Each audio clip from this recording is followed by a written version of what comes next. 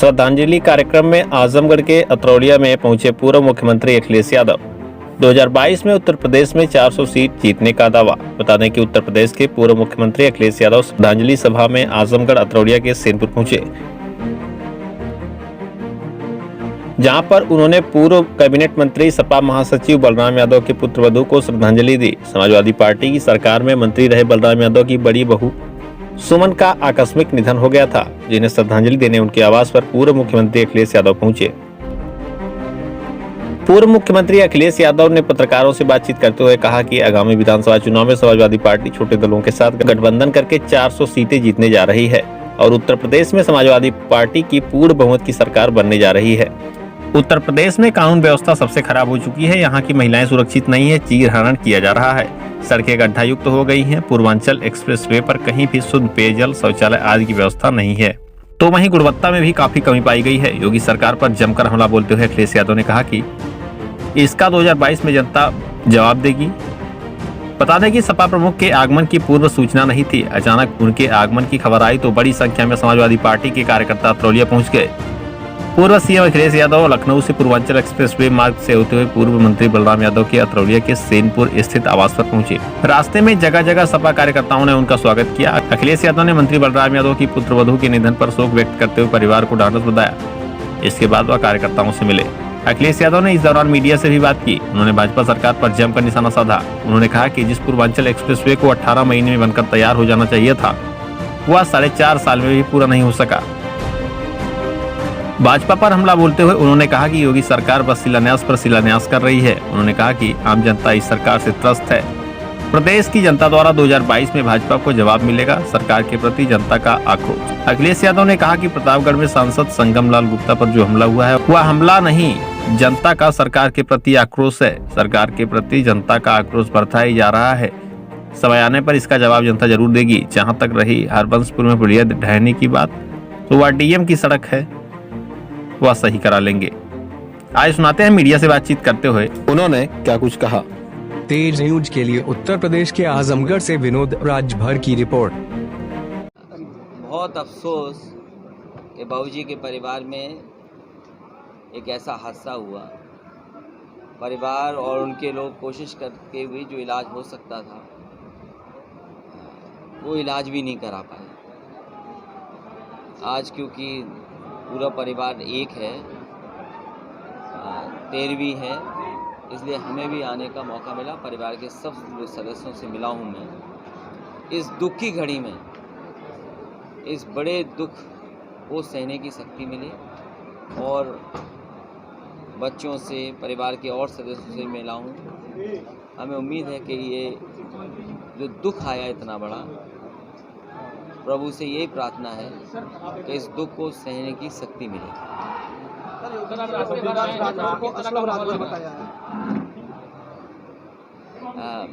मुझे खुशी है इस बात की कि जिस सड़क को 23 महीने या 24 महीने में बन जाना चाहिए था, 4.5 साल में कुछ बना दी है। और अफसोस इस बात का है कि जिस समय इस सड़क का मैंने अलाइनमेंट दिया था और जिस समय इसके टेक्निकल स्पेसिफिकेशंस तय हो रहे थे, ये दोनों बहुत महत्वपूर्ण चीज़ें हैं कि टेक्निकल स्पेसिफिकेशंस क्या हों और इस सड़क का अलाइनमेंट क्या हो। जब मैंने इस सड़क को तय किया था उस समय मेरी कोशिश थी कि आगरा लखनऊ से भी अच्छी सड़क हमारे पूर्वांचल के लिए बने, क्योंकि पूर्वांचल को पिछड़ा इलाका माना जाता है। पूर्वांचल में गरीबी ज़्यादा मानी जाती है। पूर्वांचल के हमारे किसान, उनको क्या सुविधा मिले, इसलिए समाजवादी सरकार में सबसे बेहतरीन सड़क डिज़ाइन की गई थी, जिसका अलाइनमेंट, जिसका टेक्निकल स्पेसिफिकेशंस इतने अच्छे रखे गए थे जिससे कि आगरा लखनऊ से भी बेहतर ये सड़क बनती। और जब कभी भी मैंने अपने भाषण में, प्रेस में या विधानसभा के सामने जिस समय शिलान्यास किया था, उस समय भी मैंने ये कहा था कि आगरा लखनऊ से बेहतर सड़क ये बनेगी। आज मैंने चल के खुद देखा है, जिस गुणवत्ता के साथ ये सड़क बननी चाहिए थी, जिस क्वालिटी को बनाए रखना चाहिए था, वो क्वालिटी सरकार नहीं बना पाई। सरकार का ये दावा नहीं होना चाहिए कि ये सस्ती बनी है, ये महंगी बनी है। मैं ये सरकार से जानना चाहता हूँ, क्या ये आगरा लखनऊ से बेहतर सड़क बनी है? आगरा लखनऊ 21 महीने से लेकर के 23 महीने में बन करके तैयार हो गई थी और नेताजी के जन्मदिन पे सुकोई और मिराज उस सड़क पर उतरे थे। इस सड़क की क्वालिटी ख़राब है और इस सड़क के आसपास जो सुविधाएं मिलनी चाहिए थी वो सुविधाएं अभी भी अधूरी हैं। कहीं गरीबों को अंडरपास नहीं मिला, किसानों को सर्विस लेन जितनी चौड़ी होनी चाहिए तो वो सर्विस लेन चौड़ी नहीं है। आपके लिए और जो व्यवस्थाएं होनी चाहिए तो वो नहीं दे पाई है सरकार। और भारतीय जनता पार्टी का सबसे प्रिय काम है शौचालय बनाना। भारतीय जनता पार्टी अक्सर अपने भाषणों में इधर कहना बंद कर दिया है। जब से प्रधानी का चुनाव हो गया है तब से भारतीय जनता पार्टी शौचालयों की बात नहीं कर रही है, वरना आपने देखा होगा उनके बड़े बड़े नेता केवल शौचालय की बात करते थे। उनका प्रिय काम था शौचालय बनाना। आगरा से लखनऊ एक्सप्रेसवे में न जाने कितनी जगह बेहतरीन शौचालय बने हैं। इसमें ये बताइए कहाँ शौचालय है?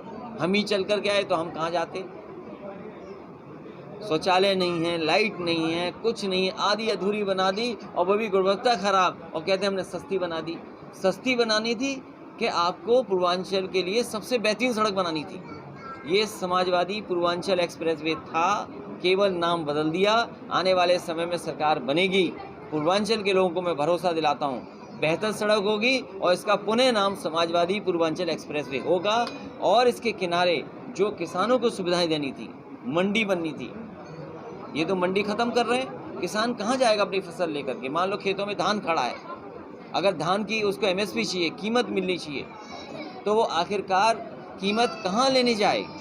इसलिए मंडियाँ नहीं बनी हैं। समाजवादी सरकार बनेगी, मंडी बनेगी, जिससे कि उनकी फसल या सब्जी या पैदावार को बाजार मिल सके। वो इंतज़ाम समाजवादी लोग करेंगे। मुझे खुशी है कि बाबूजी उस समय थे, ये भी थे मंत्री, इन दोनों का नाम लिखा था इस एक्सप्रेसवे पर। ये हमारे विधानसभा के सामने शिलान्यास हुआ था। ये सरकार ऐसी है जो शिलान्यास का शिलान्यास कर रही है। समाजवादियों ने शिलान्यास किया और फिर शिलान्यास किया प्रधानमंत्री जी ने। अब उद्घाटन हमने कर दिया तो अब इन्हें उद्घाटन का उद्घाटन ही करना पड़ेगा। मैं आपको बता दूं, जिस समय लॉकडाउन 1 हुआ, जिस समय मजदूर निकले, सबसे ज़्यादा मदद किसी ने की थी तो समाजवादी पार्टी के कार्यकर्ताओं सड़क पर आए थे और जो उन मजदूरों को खाना पीने से लेकर इंतज़ाम किया। अभी जब कोविड आया उस समय भी समाजवादी पार्टी ने जहाँ जहाँ मदद कर सकते थे, चाहे ऑक्सीजन हो, चाहे दवाई हो, चाहे उन्हें बिस्तर बेड का इंतज़ाम कराना पड़ा हो, तो सबने किया और हमने भी किया। आप ये मुख्यमंत्री से पूछिए, आप तो सभाएं करते थे, आपके लिए कोविड नहीं था, लेकिन अगर कोई धरना प्रदर्शन करने विपक्ष निकल गया तो पता लगा कोविड की धाराएं लगा देते थे। तो देखिए, ये इन भारतीय जनता पार्टी की चाल से बचना। आप भी जब कांग्रेस के प्रदेश अध्यक्ष कलाश आजमगढ़ और नाम बदलने वाले भी बोल रहे हैं, कहीं सड़क संघर्ष करते नहीं है, इसीलिए मुकदमा उनके ऊपर नहीं, हमारे ऊपर 167 मुकदमे दर्ज हैं। वो अकेले जाते हैं और समाजवादी पार्टी पे ऐसा कोई नहीं जिसमें मुकदमा ना हो। हम पे भी मुकदमा है, इन पे भी, पुराने सब पे मुकदमे हैं। सर, महिलाओं के नाम बदलने वाले को क्या कहेंगे? जो नाम बदल दिए जा रहे हैं, इस बार सरकार बदल देगी जनता इनकी।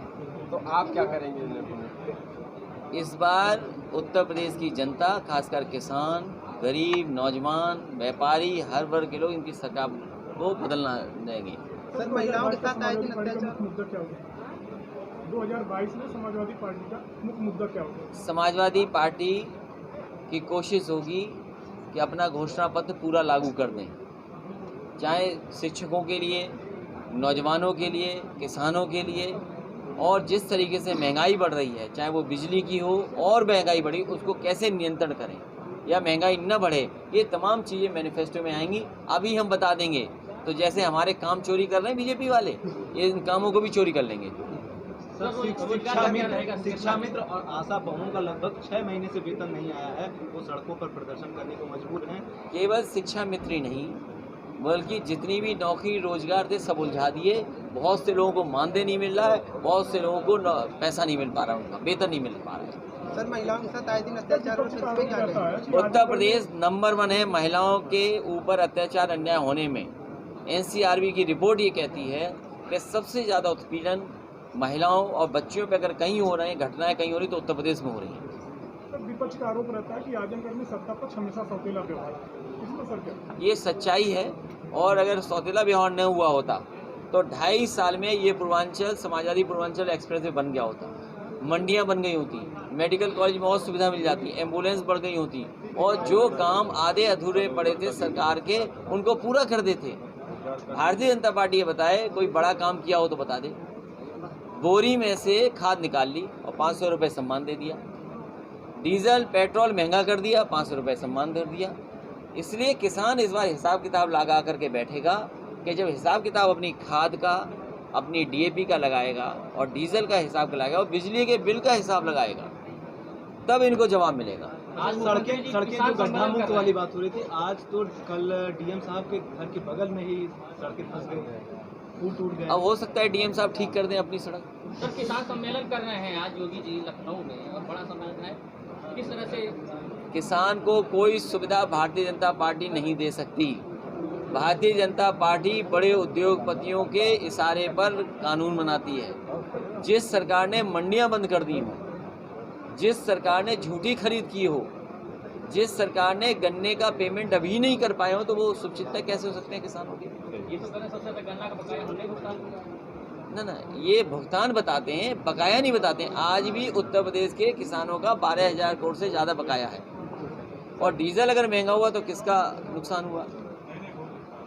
डीजल महंगा हो गया, बिजली के मीटर महंगे हो गए, तो किसका नुकसान हो रहा है? अभी 4.5 साल की उपलब्धि योगी जी ने बताया, कहा कि नंबर 1 प्रदेश है पूरी इंडिया में। वो नंबर 1 नीचे से था, वो थोड़ी किताब गलत देख ली। सर एक तो जीएनटी के लिए शुभकामनाएं दे दीजिएगा। सर ये जीएनटी की खबर नहीं देखी आपने? जनता ने किस तरह सांसद को दौड़ाया। अगर इस देश में सांसद दौड़ाए जाएं, जनता सांसद को दौड़ा ले, विधायकों को गांव में नहीं घुसने दें, और जब मंत्री कुछ नहीं कर सकते, सरकार का बजट खत्म हो गया, सप्लीमेंट्री के बाद एक और सप्लीमेंट्री तो आ सकता है, तो जब बजट ही नहीं है तो मंत्री क्यों बना रहे हो?